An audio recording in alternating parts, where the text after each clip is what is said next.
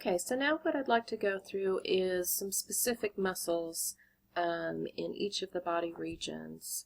I would remind you that on the last page of your notes packet is a list of the most important muscles that you will need to know for the lecture exam and for the practical exam.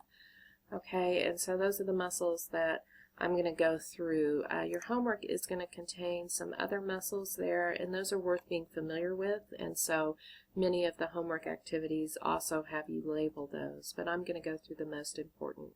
Let me go through these muscles right here to help you identify them, and in some cases some little memory tricks that I use for how to remember these names. Okay, so first what we're looking at here is we're looking at muscles in the head, and we've already gone over two of these, the frontalis in the frontal region and the occipitalis in the occipital region. Connecting them is going to be a broad aponeurosis. It's kind of like a tendon except for it's in a sheet rather than in a thick bundle, and it's called the Galea aponeurotica. Now the way I remember this word is I think neurotica sounds pretty close to neurotic, and if somebody's neurotic they're thought to be crazy and maybe have something wrong with their head. So aponeurotica is going to be in the head. I think Galea sounds an awful lot like a gala, and so maybe somebody went crazy at a gala event. They had something wrong with their head at a gala event. These are some of the tricks I use to remember the names. We're also going to have the temporalis muscle right here along the temporal bone, so that name makes a lot of sense there. A few others. We've already talked about this, orbicularis oculi. This is the circular one that surrounds the eye. Now you may notice here it looks like a little patch of it has been cut out, and in fact it has been. So as you're looking through these images, you need to look for places where you have a superficial muscle, the orbicularis oculi, and then places where it may be cut out. Notice you see a bit of bone there, so that's a key that this muscle here is deeper in. And so that is called the corrugator supercilii, and that's going to help contract right across this region here. Okay. I also think supercilii, so if you contract it, it gives you supercilii eyes. Okay. But orbicularis oculi is a superficial muscle. Corrugator supercilii is a deep muscle. Now let's talk about, there's 6 muscles that help move the eyeball, so all of these are found within the eye socket. Okay, and as you're looking at this image, you need to orient yourself. Okay, so the nose is going to be front, and notice we see the eyeball. If we're looking this way, we're seeing the eyeball before we get to the nose. Okay, so this is the lateral side of the head that we're looking at, so it's as if we're looking at things going in this direction. Okay, now you're going to notice that there are 4 muscles that go straight back. Okay, they start on, they are attached to the eyeball and they go straight back in the eye socket. So this one is on the lateral side. We know it's lateral because we know we're looking like this. So, and it goes straight back, so lateral rectus. This one up here goes straight back. It's on the top of the eye, so that's going to be superior rectus. This one also goes straight back, so it's the inferior rectus. So where would you think the medial rectus is? Well, it's probably going to be on the inside, so it's very deep. It's on the other side of the eyeball, close to the nose, on the inside. Now we also have 2 oblique muscles. Remember that oblique muscles run at an angle. Well, this is a muscle that looks like it's running at an angle.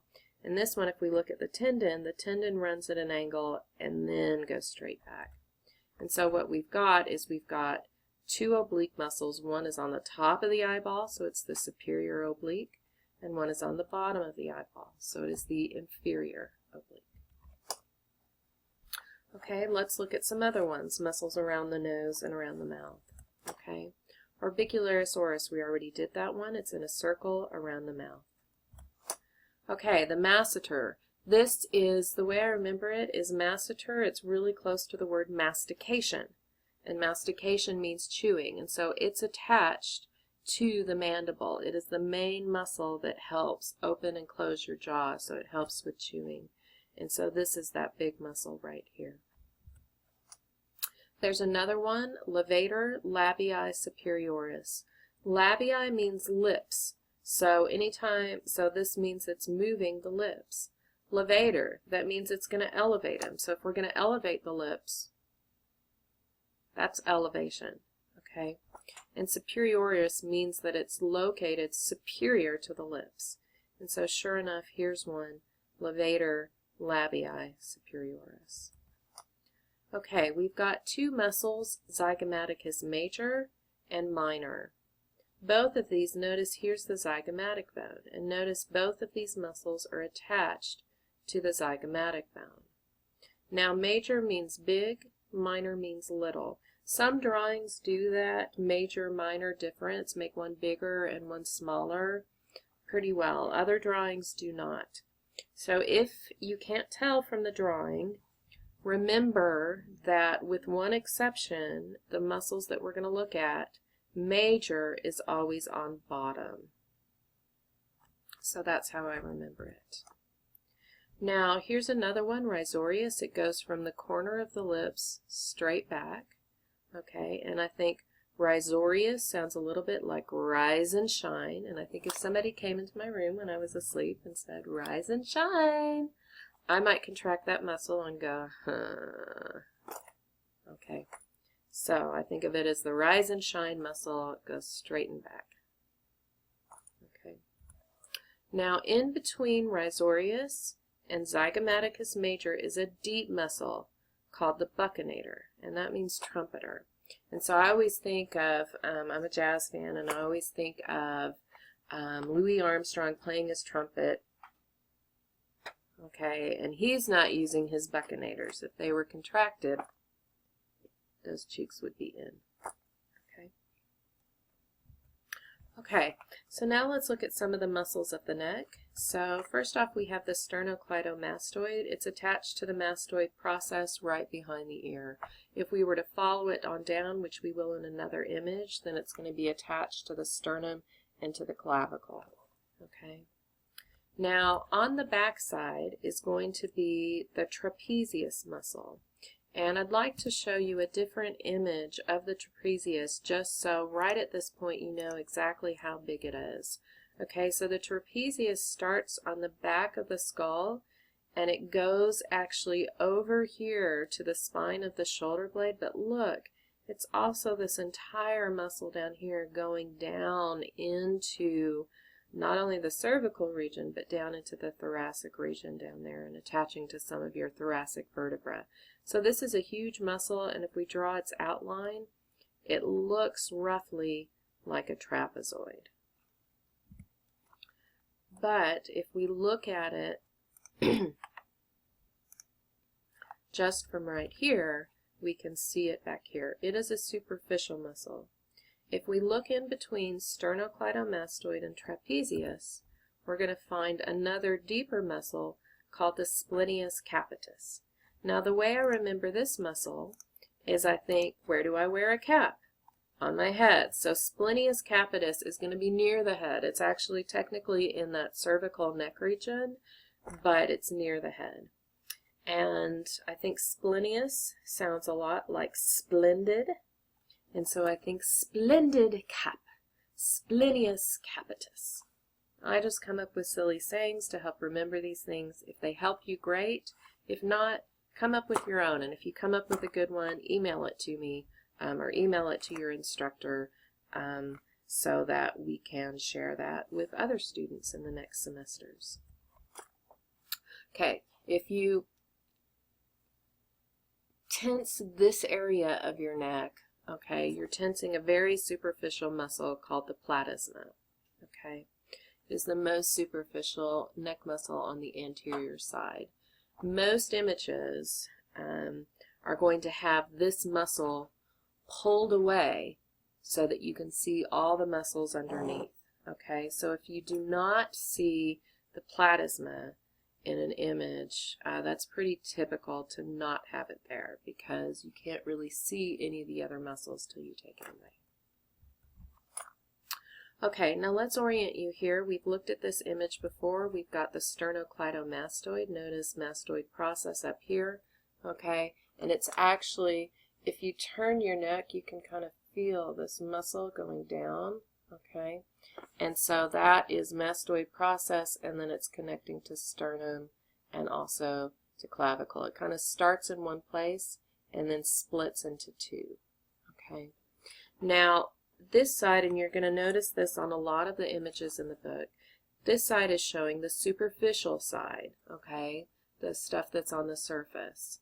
Over here, we don't see the sternocleidomastoid. That's because we have pulled it away to show the deeper muscles. And so these are going to be scalene muscles. There are 3 of them. Notice they're connecting these cervical vertebrae to these first 2 ribs, okay? And so that is where they are, but notice that they're deep to the sternocleidomastoid. So in some cases you can, depending on the picture, you might be able to see them peeking through, but to really see the entire muscle, you've got to pull away that sternocleidomastoid. Okay, now finally in this image we're looking straight on like this, okay, and we pulled away the platysma, okay.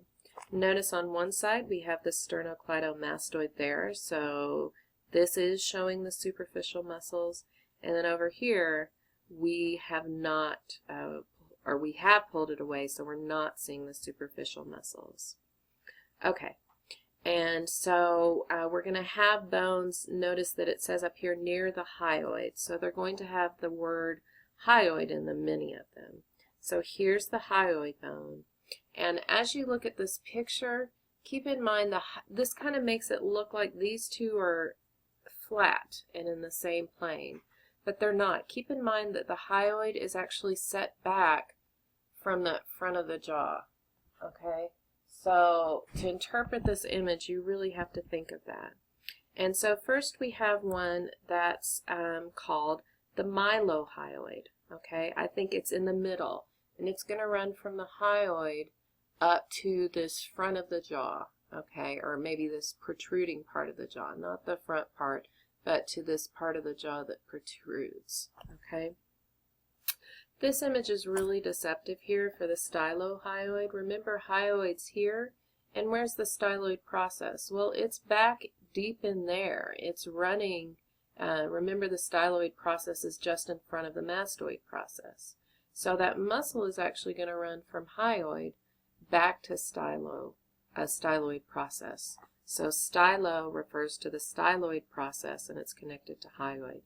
This image doesn't show that very well in your textbook, so it's actually running back to there. Okay. And then the last one we have is going to be the digastric. Di means 2, so it actually has 2 heads or 2 parts to it. One part runs from the front to the hyoid, and the second part runs from the hyoid back this way. Okay, so digastric goes to hyoid and then back. It's almost like a little pulley is attached to the hyoid, and the digastric can pull either way through it. Okay. Okay, and those are the ones that I am going to show you here in the head and the neck. On your notes packets, you've got these listed out here to help you. And one thing that you need to be thinking about is that thinking about muscles that do facial expression, move the eyes, mastication, move the tongue, the neck, all of these sorts of things. And so my suggestion is that these really help you with those categories. And so I would be sure that you look through that and do that. One thing that I want to point out here, and this image shows it really well, there's a muscle down here. Here we're looking at a sagittal cut of the face. Okay, and there's a muscle down here called the genioglossus, and this muscle helps move the tongue. And the way I remember that, again, if I see the word glossus, I think I have on lip gloss and I've licked it off with my tongue. So anytime you see glossus, it refers to the tongue. Okay, so these are some different activities to help you get some practice naming and finding these muscles. And so I would go through those. Again, make sure you're looking for things to help orient you. Look for the bones. Here's the zygomatic bone. So we know that these two muscles attached to it must be zygomaticus bones. Okay, so look for things that are going to help orient you to these images.